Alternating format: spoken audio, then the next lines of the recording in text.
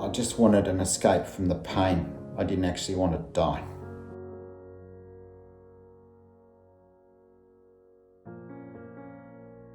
I think as a doctor it took me a considerable amount of time to realise what was going on in my own mind and my own world. My first symptoms of anxiety I noticed in my early 30s when I was transitioning from being a trainee doctor to being a specialist in cardiology. And they manifested in the sense of being anxious and worried about little things, racing hard, sweating, not sleeping well, not being able to relax. And I'd worry about little things and ruminate over my mind either during the day, at night, about things that probably would never happen. Like at that time, I felt like I had no future, I had no hope. I wasn't eating well, I was losing weight, I wasn't concentrating, I wasn't sleeping well.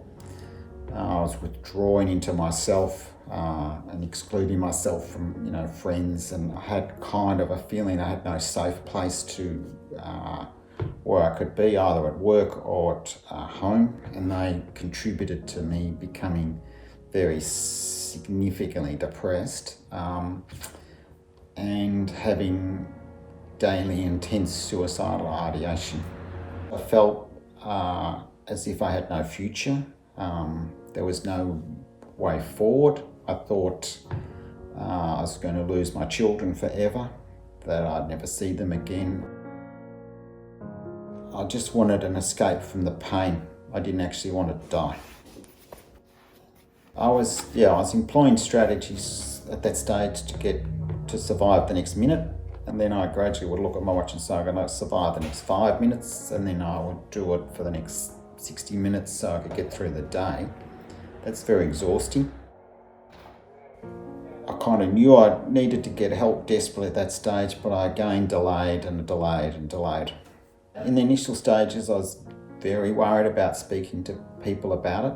One of the things that helped me get out of that major episode was a text I received from a friend, which was really the perfect text. It was non-judgmental, saying that she was concerned about me. She noticed that my texts were getting darker and more concerning to her.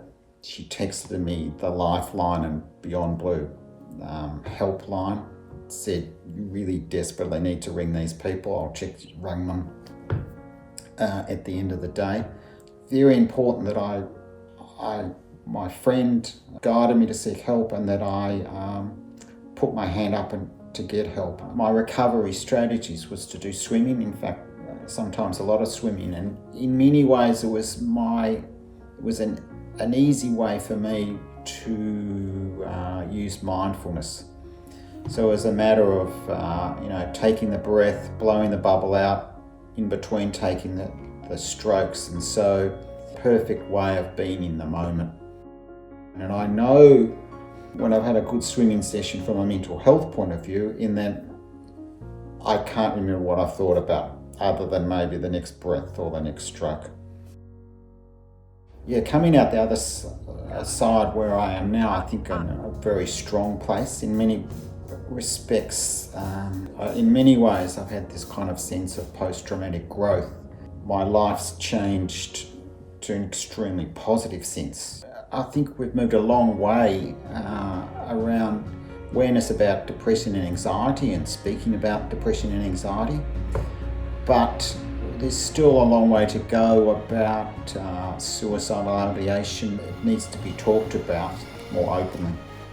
That's the kind of stigma we need to break down, that if you get to that place, you do need to seek help. It's not a sign of weakness, and in fact a sign of strength. I think it's essential that others that are feeling the same way, do the same thing, put their hands up to get help, or their friends and family guide them and help them get help. Sammy.